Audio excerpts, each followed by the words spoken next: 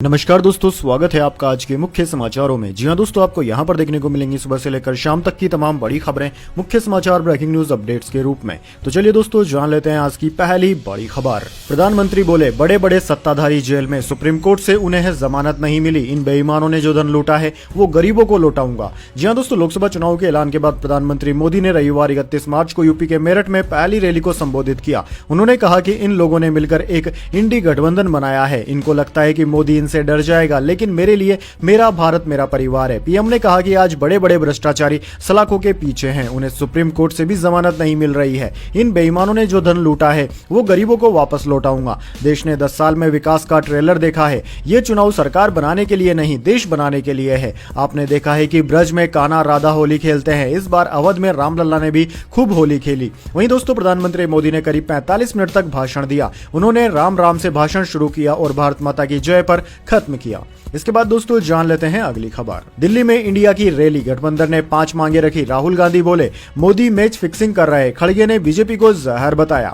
जी हां दोस्तों, दिल्ली के रामलीला मैदान में 31 मार्च को इंडिया ब्लॉक की लोकतंत्र बचाओ महारैली हुई। लोकसभा चुनाव से पहले विपक्षी गठबंधन की ये पहली बड़ी रैली है। इसमें सोनिया गांधी, प्रियंका गांधी वाड्रा, राहुल गांधी, उद्धव ठाकरे, अखिलेश यादव, सीताराम येचुरी, महबूबा मुफ्ती, फारूक अब्दुल्ला के अलावा अरविंद केजरीवाल की पत्नी सुनीता और हेमंत सोरेन की पत्नी कल्पना पहुंची। इसके अलावा गठबंधन के अन्य नेता भी इसमें शामिल हुए। यह रैली दोस्तों करीब 3 घंटे तक चली, जिसमें गठबंधन के 21 नेताओं ने जनसभा को संबोधित किया। राहुल गांधी ने कहा कि नरेंद्र मोदी जी इस चुनाव से पहले ही मैच फिक्सिंग की कोशिश कर रहे हैं। उन्होंने हमारी टीम से 2 खिलाड़ियों को अरेस्ट करके अंदर कर दिया। वहीं कांग्रेस अध्यक्ष मल्लिकार्जुन खड़गे ने बीजेपी आरएसएस की तुलना जहर से की है। अंत में प्रियंका गांधी ने इंडिया गठबंधन की तरफ से 5 मांगे रखी, जिनमें जांच एजेंसियों के दुरुपयोग पर रोक और गिरफ्तार विपक्षी नेताओं की रिहाई की मांग शामिल है। चलिए दोस्तों, जान लेते हैं इसके बाद अगली खबर। सुप्रिया बोली, भाजपा शरद पवार को खत्म करना चाहती है। बारामती से मेरे खिलाफ भाभी सुनेत्रा को उतारना उनकी चाल, वो मेरी मां जैसी। जी हां दोस्तों, एनसीपी शरद गुट की सांसद सुप्रिया सुले ने रविवार को कहा कि बीजेपी शरद पवार को राजनीतिक रूप से खत्म करना चाहती है। बारामती लोकसभा सीट से उनके खिलाफ भाभी सुनेत्रा पवार को उतारना भाजपा की चाल है। सुप्रिया ने कहा कि सुनेत्रा मेरे बड़े भाई अजित पवार की पत्नी है और बड़ी भाभी को मां समान माना जाता है। पवार परिवार के अंदर की लड़ाई से भाभी सुनेत्रा के प्रति मेरा सम्मान कम नहीं होगा, वह हमेशा मेरे लिए मां जैसी रहेंगी। एनसीपी अजीत गुट ने 30 मार्च को डिप्टी सीएम अजित पवार की पत्नी सुनेत्रा को बारामती से अपना उम्मीदवार घोषित किया था। इस सीट से एनसीपी शरद गुट ने शरद पवार की बेटी सुप्रिया सुले को टिकट दिया है। इसके बाद दोस्तों, जान लेते हैं अगली खबर। राशन कार्ड पर मुफ्त में मिलेगी ब्रांडेड शराब, प्रत्याशी ने किया चुनावी वादा। जी हां दोस्तों, महाराष्ट्र के चंद्रपुर लोकसभा से चुनावी मैदान में उतरी एक महिला उम्मीदवार विनीता रावत इन दिनों सुर्खियों में है। दरअसल दोस्तों, उन्होंने जो चुनावी वादा किया है वो बाकी उम्मीदवारों से हटकर है। दरअसल दोस्तों, ऐसा हैरान करने वाला चुनावी वादा शायद ही पहले कभी किसी नेता ने किया होगा। वह लोगों को मुफ्त में शराब उपलब्ध करवाने का वादा कर रही है। अखिल भारतीय मानवता पार्टी की विनीता रावत को पेन की निप चुनाव चिन्ह मिला है। वह अपने चुनाव प्रचार में जुट गई है। विनीता रावत ने कहा कि अगर वो सांसद बनी तो सांसद निधि से वो राशन कार्ड पर जैसे राशन मिलता है वैसे ही ऊंचे दर्जे की विस्की और बियर भी गरीबों के लिए उपलब्ध करवाएगी। साथ ही बेरोजगार युवाओं के लिए शराब के ठेके दिलवाएगी। वैसे दोस्तों, कमेंट करके बताइए कि इस चुनावी वादे के बारे में आपके क्या विचार हैं। चलिए दोस्तों, जान लेते हैं अगली खबर। कांग्रेस को 1745 करोड़ का नया टैक्स नोटिस। 2 दिन पहले 1823 करोड़ का नोटिस भेजा था। आईटी ने कुल 3567 करोड़ की देनदारी निकाली। जी हां दोस्तों, कांग्रेस को इनकम टैक्स डिपार्टमेंट ने नया नोटिस दिया है। इसमें 2014 से 2017 के लिए 1745 करोड़ रुपए के टैक्स की डिमांड रखी गई है। इस नए नोटिस के साथ कांग्रेस पर टैक्स डिमांड बढ़कर 3567 करोड़ रुपए हो गई है। न्यूज एजेंसी पीटीआई के मुताबिक 2014-15 के लिए 663 करोड़ रुपए, 2015-16 के लिए 664 करोड़ रुपए और 2016-17 के लिए 417 करोड़ रुपए का टैक्स डिमांड नोटिस कांग्रेस को भेजा गया है। कांग्रेस से जुड़े सूत्रों का दावा है कि आईटी विभाग ने राजनीतिक दलों को मिलने वाली टैक्स रिबेट खत्म कर दी है और पूरे कलेक्शन के लिए पार्टी पर टैक्स लगा दिया है। रिपोर्ट्स में यह भी कहा गया है कि जांच एजेंसी ने छापे में कांग्रेसी नेताओं से जब्त की गई डायरियों की थर्ड पार्टी को लेकर हुई एंट्रीज पर भी टैक्स लगाया है। इसके बाद दोस्तों, जान लेते हैं अगली खबर। पीएम मोदी बोले, कांग्रेस ने कच्चा थीव द्वीप श्रीलंका को दिया, कहा 75 साल से देश की अखंडता कमजोर कर रहे हैं, उन पर भरोसा नहीं कर सकते। जी हां दोस्तों, पीएम मोदी ने रविवार को कहा कि कांग्रेस ने भारत के रामेश्वरम के पास मौजूद कच्चा थीव द्वीप श्रीलंका को सौंप दिया था। हर भारतीय इससे नाराज है और यह तय हो गया है कि कांग्रेस पर भरोसा नहीं किया जा सकता। पीएम ने कच्चादीव पर एक आरटीआई रिपोर्ट का हवाला देकर सोशल मीडिया पर यह बात कही। इस आरटीआई रिपोर्ट में बताया गया है कि 1974 में इंदिरा गांधी की सरकार ने इस दीव को श्रीलंका को गिफ्ट कर दिया था। प्रधानमंत्री ने अपनी पोस्ट में कहा कि कांग्रेस पिछले 75 साल से भारत की एकता और अखंडता को कमजोर करने का काम करती आ रही है। दरअसल दोस्तों आपको बता दें 1902 से पहले रामनाथपुरम साम्राज्य का इस द्वीप पर शासन था। 1902 में अंग्रेजों ने इस द्वीप को कब्जे में लेकर इसे पट्टे पर रामनाथपुरम साम्राज्य को दे दिया था। 1913 में द्वीप को लेकर भारत सरकार के सचिव और रामनाथपुरम के राजा के बीच एक और समझौता हुआ। 1974 में इंदिरा गांधी ने तब श्रीलंका के राष्ट्रपति श्री माओ भंडार नायके के साथ समझौता करके द्वीप श्रीलंका को सौंप दिया था। 1991 में तमिलनाडु विधानसभा ने एक प्रस्ताव पारित कर केंद्र से इस द्वीप को वापस लेने की मांग की थी। 2008 तमिलनाडु की तत्कालीन सीएम जयललिता ने सुप्रीम कोर्ट में कच्चादीव द्वीप समझौता रद्द करने की भी मांग की थी। इसके बाद दोस्तों जान लेते हैं अगली बड़ी खबर। कच्चादीव पर छिड़ा सियासी संग्राम, प्रधानमंत्री मोदी ने कांग्रेस पर साधा निशाना तो खड़गे बोले 10 साल में वापस क्यों नहीं लिया।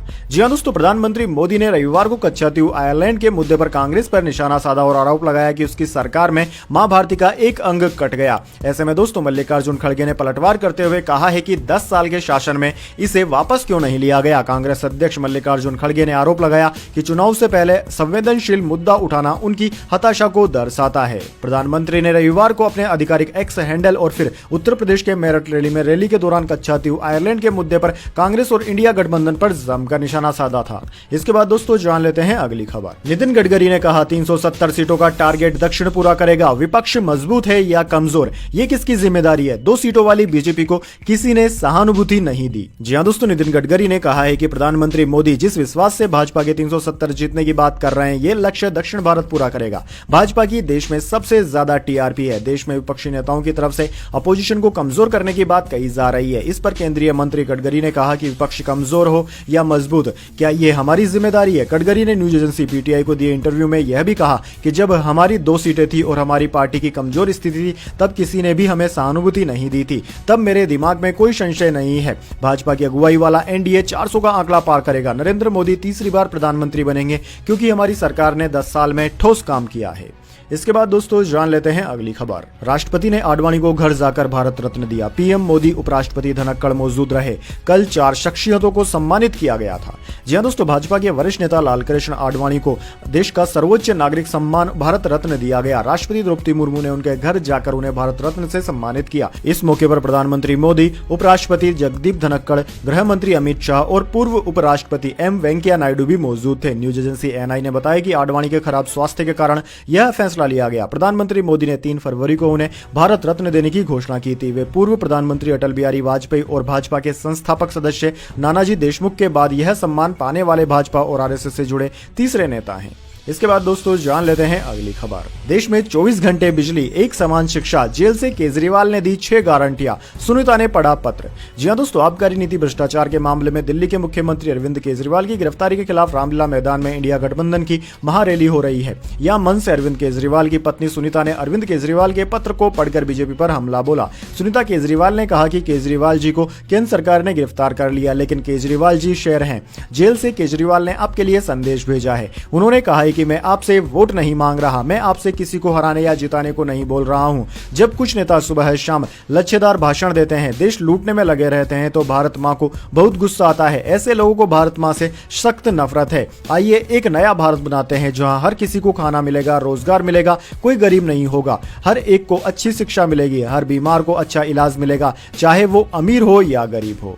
इसके बाद दोस्तों जान लेते हैं अगली खबर। तुम तो धोखेबाज हो, वादा करके भूल जाते हो। फिल्मी गाने से तेजस्वी ने पीएम पर कसा तंज। जदयू बोली तुम तो बड़े घपलेबाज हो। जी हां दोस्तों, दिल्ली में आयोजित इंडिया गठबंधन की रैली को संबोधित करते हुए तेजस्वी यादव ने मंच से गाने के अंदाज में प्रधानमंत्री मोदी पर निशाना साधा। उन्होंने गाना गाया, तुम तो धोखेबाज हो, वादा करके भूल जाते हो, रोज रोज मोदी जी ऐसा करोगे, जनता जो रूठ गई तो हाथ मलोगे। दरअसल दोस्तों, सीएम अरविंद केजरीवाल की गिरफ्तारी को लेकर दिल्ली के रामलीला मैदान में रविवार को इंडिया गठबंधन की रैली हुई थी। इसी रैली में तेजस्वी यादव ने यह भाषण दिया। इसके बाद दोस्तों जान लेते हैं अगली खबर। ममता बनर्जी बोली, बंगाल का मतलब केवल तृणमूल कांग्रेस है, भाजपा 400 पार का नारा दे रही, पहले 200 सीटें जीतकर दिखाए। जी हां दोस्तों, बंगाल की मुख्यमंत्री ममता बनर्जी ने रविवार को कहा कि बंगाल का मतलब सिर्फ तृणमूल कांग्रेस है, भाजपा लोकसभा चुनाव में 400 पार का नारा दे रही है। मेरा चैलेंज है कि वे पहले 200 सीटों का आंकड़ा तो पार करके दिखाए। बंगाल सीएम ने कहा कि 2021 के विधानसभा चुनाव में भाजपा ने 200 से अधिक सीटें जीतने का दावा किया था, लेकिन उन्हें 77 पर रुकना पड़ा। भाजपा बंगाल में फिर बुरी तरह हारेगी। वह कह रहे हैं कि उन्हें 400 सीटें मिलेगी। ऐसा है तो ईडी सीबीआई का इस्तेमाल क्यों किया जा रहा है? ममता ने कृष्णानगर में अपनी पहली चुनावी रैली में ये बातें कही। वे टीएमसी उम्मीदवार महुआ मोइत्रा का प्रचार करने पहुंची थी। उन्होंने कहा कि क्या आप लोगों ने देखा कि महुआ के साथ क्या हुआ? सिर्फ इसलिए कि वह संसद में बोलती है। आपको महुआ के साथ बंगाल की सभी 42 सीटों पर हमें जिताना है। इसके बाद दोस्तों जान लेते हैं अगली खबर। कच्चा ट्यूब पर सियासी कलह, प्रधानमंत्री मोदी के आरोप के बाद कांग्रेस ने समझाई क्रोनोलॉजी। जी हां दोस्तों, प्रधानमंत्री मोदी ने कच्चा द्वीप श्रीलंका को सौंपने के फैसले को लेकर कांग्रेस पर निशाना साधा था। इस मामले में कांग्रेस ने पलटवार किया। कांग्रेस नेता जयराम रमेश ने कहा कि इतिहास को तोड़ा मरोड़ा गया है। जिन परिस्थितियों और संदर्भों में यह फैसला लिया गया, उन्हें नजरअंदाज कर कांग्रेस नेताओं को बदनाम किया जा रहा है। 1974 में, उसी साल जब कच्चा द्वीप श्रीलंका का हिस्सा बन गया, सिरिमा भंडारनायके इंदिरा गांधी समझौते ने श्रीलंका से 6 लाख तमिल लोगों को भारत वापस लाने की अनुमति दी थी। एक ही कदम में तत्कालीन प्रधानमंत्री इंदिरा गांधी ने 6 लाख राज्य विहीन लोगों के लिए मानवाधिकार और सम्मान सुरक्षित किया था। कांग्रेस नेता जयराम रमेश ने कहा कि बीजेपी के तमिलनाडु के प्रदेश अध्यक्ष ने राज्य की जनता का ध्यान भटकाने वाला मुद्दा बनाने के लिए एक आरटीआई दायर की, जबकि महत्वपूर्ण सार्वजनिक मुद्दों पर लाखों आरटीआई के सवालों को नजरअंदाज कर दिया जाता है। इसके बाद दोस्तों जाने अगली बड़ी खबर, लेकिन उससे पहले मेरी आपसे एक छोटी सी रिक्वेस्ट है। अगर दोस्तों आपको अभी तक हमारी न्यूज़ पसंद आई है तो इसे एक छोटा सा लाइक जरूर दे दीजिए, और अगर आपको पसंद नहीं आई है तो बेशक आप डिसलाइक भी कर सकते हैं, लेकिन दोस्तों लाइक और डिसलाइक जरूर कीजिए, क्योंकि दोस्तों यही हमारी मेहनत का फल होता है। इसी से हमें पता चलता है कि आपको हमारी वीडियोस पसंद आ रही है या नहीं। तो चलिए दोस्तों जान लेते हैं आज की अगली बड़ी खबर। 1 अप्रैल से राजस्थान समेत सभी राज्यों में एलपीजी सिलेंडर पर मिलने वाली है बड़ी छूट। जी हाँ दोस्तों, आम लोगों के लिए वैसे तो महीने का पहला दिन काफी अहम होता है, लेकिन आज यानी कि 1 अप्रैल और भी काफी अहम है, क्योंकि 1 अप्रैल से नए फाइनेंशियल ईयर की शुरुआत होती है। ऐसे में सरकार द्वारा घोषित किए गए नियम 1 अप्रैल से लागू होते हैं। 1 अप्रैल 2024 से भी कुछ अहम चीजें बदलने वाली है। दरअसल दोस्तों आम लोगों को बड़ा फायदा मिलने वाला है। 1 अप्रैल से राजस्थान समेत सभी राज्यों में एलपीजी सिलेंडर में बड़ी छूट मिलने वाली है। दरअसल दोस्तों केंद्र सरकार की ओर से घरेलू एलपीजी सिलेंडर को लेकर घोषणा की गई थी कि वित्त वर्ष 2024-25 के दौरान 300 रुपए की छूट मिलेगी। हालांकि यह छूट पहले भी मिल रही थी, लेकिन ऐसा कहा गया था कि यह 31 मार्च 2024 तक के लिए होगी, लेकिन अब सरकार ने लोकसभा चुनाव से पहले इसे बढ़ाकर 31 मार्च 2025 तक कर दिया है। अब यह 1 अप्रैल 2024 से लागू होगी। इसके बाद दोस्तों जान लेते हैं अगली खबर। यूपी में नया गठबंधन, पीडीएम ओवैसी पल्लवी ने मिलाया हाथ। ओवैसी ने कहा सिर्फ चुनाव तक नहीं रुकना। भास्कर के सवाल पर पल्लवी ने सुनाई दिनकर की कविता। जी हां दोस्तों, लोकसभा चुनाव के लिए असदुद्दीन ओवैसी की पार्टी एआईएमआईएम की यूपी में एंट्री हो गई है। एआईएमआईएम ने पल्लवी पटेल की पार्टी अपना दल से गठबंधन कर लिया है। नए मोर्चे का नाम पीडीएम, पिछड़ा दलित और मुस्लिम दिया गया है। चर्चा है कि मोर्चे की 35 से ज्यादा सीटों पर चुनाव लड़ने की तैयारी है। लखनऊ में 2 बजे पल्लवी और असदुद्दीन ओवैसी ने एक साथ प्रेस कॉन्फ्रेंस की थी। इस दौरान ओवैसी ने कहा कि अखिलेश यादव कहते हैं कि ओवैसी बीजेपी की बी टीम है, इसलिए बार बार यूपी में आकर चुनाव लड़ते हैं। वो बताए कि क्या इसलिए डॉक्टर एसटी हसन का टिकट कटवा दिया? रामपुर के लिए भी हम ही जिम्मेदार हैं, उनकी कोई जिम्मेदारी ही नहीं है। इसके बाद दोस्तों जान लेते हैं अगली खबर। बिहार बोर्ड 10वीं परीक्षा का परिणाम हुआ घोषित। पूर्णिया के शिवांकर ने किया टॉप। जी हां दोस्तों, बिहार बोर्ड कक्षा 10वीं के लाखों बच्चों के बोर्ड रिजल्ट 2024 का इंतजार आज खत्म हो गया। बिहार बोर्ड 10वीं का रिजल्ट 2024 का 31 मार्च 2024 को घोषित कर दिया गया। बीएसईबी मैट्रिक परीक्षा दोपहर 1:30 बजे रिजल्ट घोषित कर चुकी है। समिति के अध्यक्ष आनंद किशोर ने बिहार बोर्ड 10वीं का रिजल्ट घोषित किया था। बिहार बोर्ड मैट्रिक की परीक्षा में पूर्णिया के शिवांकर ने टॉप किया। ऑफिशियल डाटा के अनुसार शिवांकर को 500 में से 479 अंकों के साथ बिहार बोर्ड मैट्रिक परीक्षा 2024 में टॉपर बनने का गौरव हासिल हुआ। बिहार बोर्ड कक्षा 10वीं का उत्तीर्ण प्रतिशत 2024 में 82.91% रहा। बिहार बोर्ड 10वीं की परीक्षा 2024 में कुल 16,64,252 छात्रों ने दी। इनमें से 13,79,842 छात्र छात्राएं उत्तीर्ण हुए। इसके बाद दोस्तों जान लेते हैं अगली खबर। अमेरिकी पुल हादसा, 5 दिन से जहाज में फंसे भारतीय मलबे के नीचे दबा है शिप, जांच के बाद ही देश लौटने की उम्मीद। जी हां दोस्तों, तारीख 25 मार्च 2024 दिन सोमवार अमेरिकी शहर मेरीलैंड में बाल्टीमोर पोर्ट से रवाना हुआ एक जहाज रात करीब 1:30 बजे फ्रांसिस स्कॉट की ब्रिज से टकरा गया। इस जहाज में 21 भारतीय क्रू सदस्यों समेत 2 पायलट मौजूद थे। खतरे को देखते हुए क्रू ने पहले ही मैरीलैंड ट्रैफिक अथॉरिटी को अलर्ट भेज दिया था। इसके बाद पुल पर ट्रैफिक को रोक दिया गया, जिससे कई लोगों की जान बच गई। हादसे के बाद मैरीलैंड के गवर्नर और यहां तक कि अमेरिकी राष्ट्रपति जो बाइडेन ने भी भारतीय क्रू की सराहना की। हादसे के 5 दिन बाद भी ये 21 क्रू सदस्य दालिस जहाज में ही फंसे हुए हैं। जहाज के एक हिस्से पर पुल का मलबा पड़ा है, जिसे हटाने में कितना समय लगेगा इसकी कोई जानकारी नहीं है। इस बीच भारतीय क्रू जहाज पर रोजमर्रा की ड्यूटी निभा रहा है। उनका लक्ष्य जहाज को आने वाली यात्रा के लिए सही स्थिति में बनाए रखना है। इसके साथ ही वो जांच अधिकारियों के सवालों के भी जवाब दे रहे हैं। दोस्तों आपकी जानकारी के लिए बता दें, 25 मार्च को जहाज की टक्कर के बाद बाल्टीमोर ब्रिज का एक हिस्सा टूटकर जहाज के ऊपर गिर गया था। इस दौरान पुल पर 8 कर्मचारी मरम्मत का काम कर रहे थे। ब्रिज के साथ ये सभी लोग पेटाप्स्को नदी में गिर गए। इनमें से 2 को मंगलवार को रेस्क्यू कर लिया गया, जबकि 6 लापता थे। इसके बाद दोस्तों जान लेते हैं अगली खबर। गॉडजिला एक्स कॉन्ग ने दूसरे दिन कमाई 12.5 करोड़। वर्ल्ड वाइड 50 करोड़ पार हुई आदु जीवितम स्वतंत्र वीर सावरकर ने कमाया 18.68 करोड़।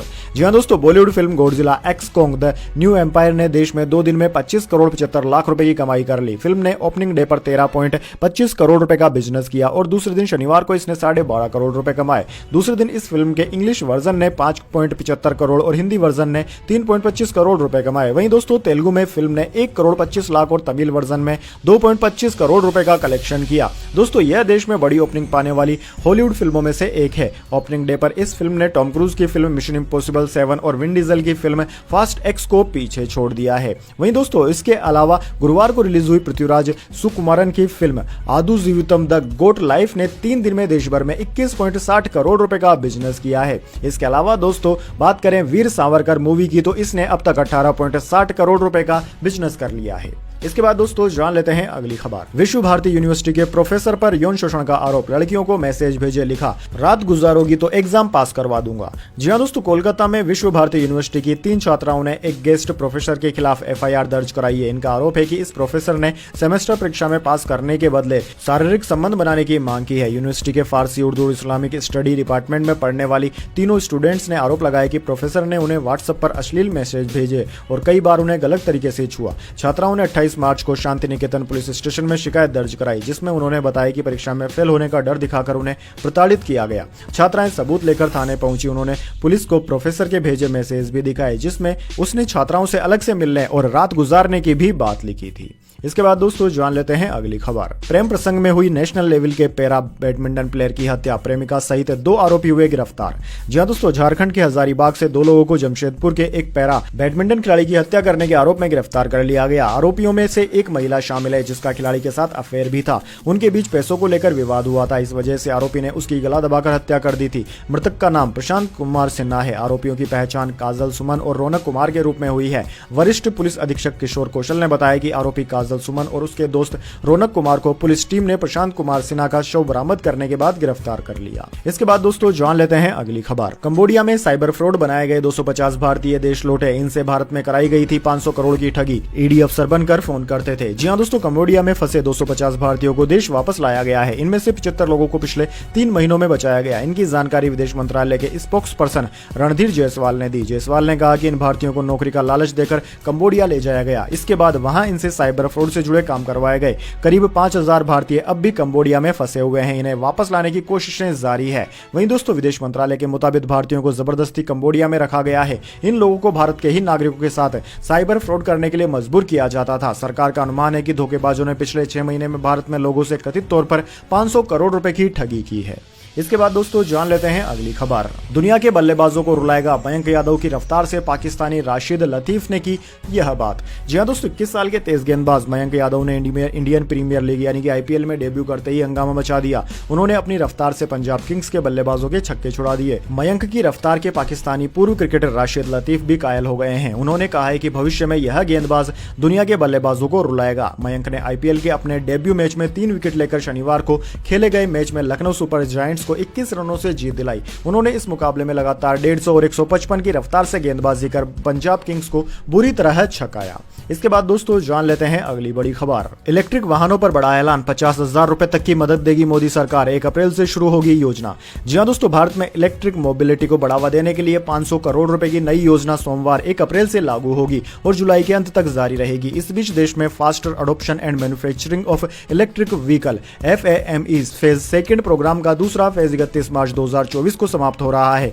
फेज स्कीम के तहत सब्सिडी 31 मार्च तक या फंड उपलब्ध होने तक बेचे जाने वाले ई वाहनों के लिए उपलब्ध होगी। दोस्तों देश में इलेक्ट्रिक व्हीकल यानी कि ईवी को अपनाने में और तेजी लाने के लिए भारी उद्योग मंत्रालय ने 500 करोड़ रुपए की इलेक्ट्रिक मोबिलिटी प्रमोशन स्कीम 2024 शुरू की है। यानी कि दोस्तों अगर आप भी इलेक्ट्रॉनिक व्हीकल लेना चाहते हैं तो आपके लिए 50,000 तक की मदद मोदी सरकार देगी। तो यह सही मौका है आपके लिए गाड़ी खरीदने का, वो भी इलेक्ट्रिक। तो दोस्तों यह थी आज की तमाम बड़ी खबरें। इसके बाद दोस्तों बारी आती है आज के माइंड क्विज क्वेश्चन की। जी हां दोस्तों, एक आसान से सवाल का जवाब देकर आप जीत सकते हैं एक सरप्राइज गिफ्ट हमारे यूट्यूब चैनल की ओर से। तो दोस्तों आज का सवाल आपकी स्क्रीन पर आ चुका है। सैन्य दृष्टि से दुनिया की सबसे ताकतवर सेना कौन से देश की है? जी हां दोस्तों, सैन्य दृष्टि से सबसे ताकतवर देश कौन सा है? अगर आप जानते हैं इस सवाल का जवाब तो जल्दी से कमेंट बॉक्स में लिख दीजिए। अगर दोस्तों आपका जवाब होता है एकदम सही और आप चुन जाते हैं लकी विजेता के रूप में, तो आपको मिल सकता है एक सरप्राइज गिफ्ट हमारे यूट्यूब चैनल की ओर से। तो दोस्तों जल्दी से अपने उत्तर कमेंट बॉक्स में लिख दीजिए, वीडियो को लाइक कर लीजिए और चैनल को सब्सक्राइब करके बेल आइकन भी दबा लीजिए। धन्यवाद। वंदे मातरम। जय हिंद, जय भारत।